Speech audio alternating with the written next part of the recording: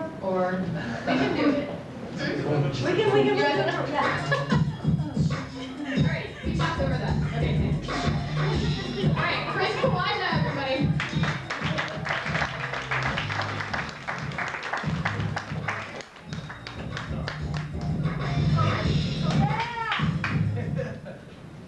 Thank you for the one person who clapped when they heard my name. She's my wife. I'm going to count that as 1.5 because she is pregnant. We'll talk about that in a bit. How's everyone doing?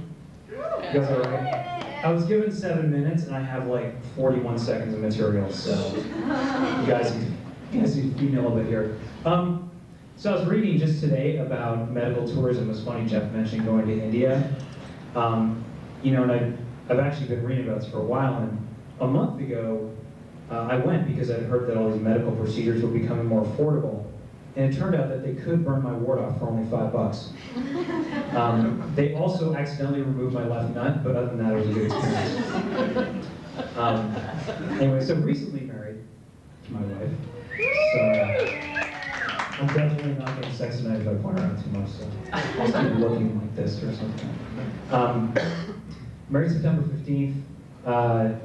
And around August 15th, I had that panic that happens to a guy, where all of a sudden he's like, I'm never gonna have sex again.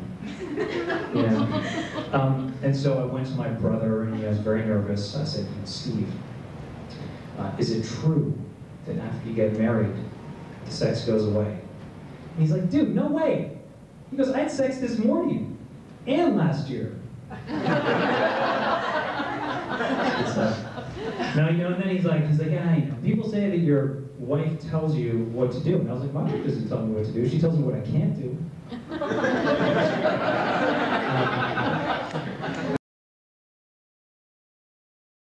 Is fart in my apartment. Yeah.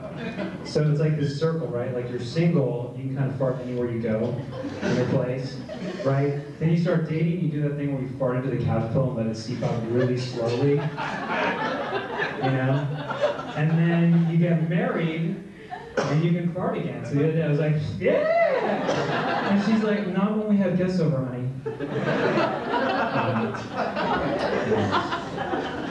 She's nice though, So, back to being single. We have single ladies in the house here? Alright, single ladies.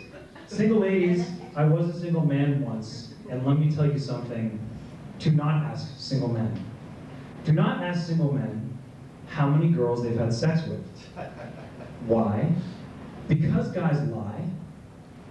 A guy will say like, oh, 4, 4-ish. He's like, oh, by the way, did I mention I count using the base 17 numbering system? And I also count in increments of 1/8.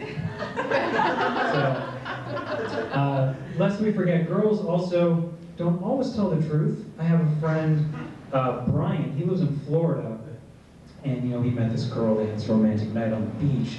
You know, he has sex with her, and they're laying there after, and she reaches over and she grabs his hand, and they're looking up in the sky. She's almost in tears, and she says, you know, you're only the 3rd person I've ever had sex with on a beach this year. And he's like, it's January 2nd. Bob's dirty though. That's another story. So part of going along with getting married is, what do you call it, pull the goalie. Got my wife pregnant. That's why the half. We weren't intending to do it. But pregnancy kind of messes things up a little bit. You know, the first thing is, so we're 20 weeks in, and there was a lot of nervousness because we couldn't feel any kicking. So I tried aiming a little higher, and that seemed to work. The other thing is, all these words you're not used to as a guy start getting, you know, they start entering everyday conversation, like uterus and vagina. And like, so for a while I was uncomfortable with this, and then I was like, okay, I'm getting comfortable. So I decided to give it a shot. You know, we had friends over, and I said, Karen, you have a lovely vagina. And that didn't go over as well, unfortunately. I have been told, you know, I gotta start acting like a family man again. To which my response is, Vegas is a family destination. Thank you, that's all I got.